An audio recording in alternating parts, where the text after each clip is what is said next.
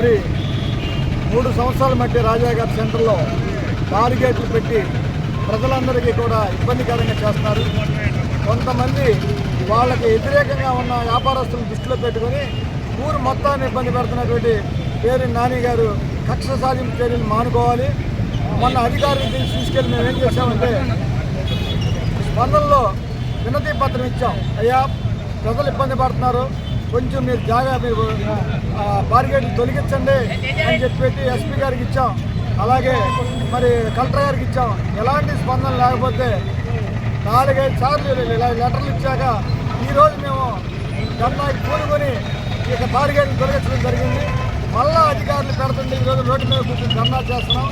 ప్రజలు అడిగినప్పుడు దానికి స్పందించి అధికారులు వెంటనే బారిగేట్లు తీయాలి. దీనికి పోగా ఇలాంటి చిన్న విషయమే చేయట్లేదంటే ప్రజల్ని ఎలాంటి ఇబ్బంది గురి చేస్తారో ఒక్కసారి ఆలోచించాలి.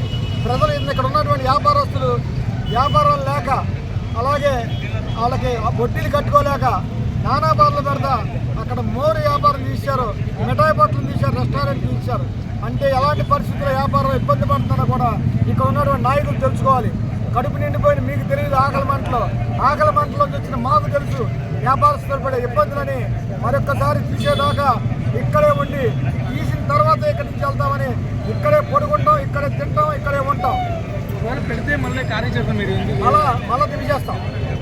జనసేన తెలుగుదేశం పార్టీ ఇక్కడే ఉండి బారిగేట్లు తొలగించేదాకా కదిలే పని లేదు. అంటే ఎవరి వల్ల మెయిన్గా పెడుతున్నారని చెప్పేసి ఉద్దేశం. కొంతమంది ఉన్నారు కదా, వాళ్ళ పన్నోళ్ళు ఓపెనింగ్ చేయలేదని, ఓపెనింగ్ పిలవలేదని ఆ కోపంతో పెట్టారు ఇవన్నీ.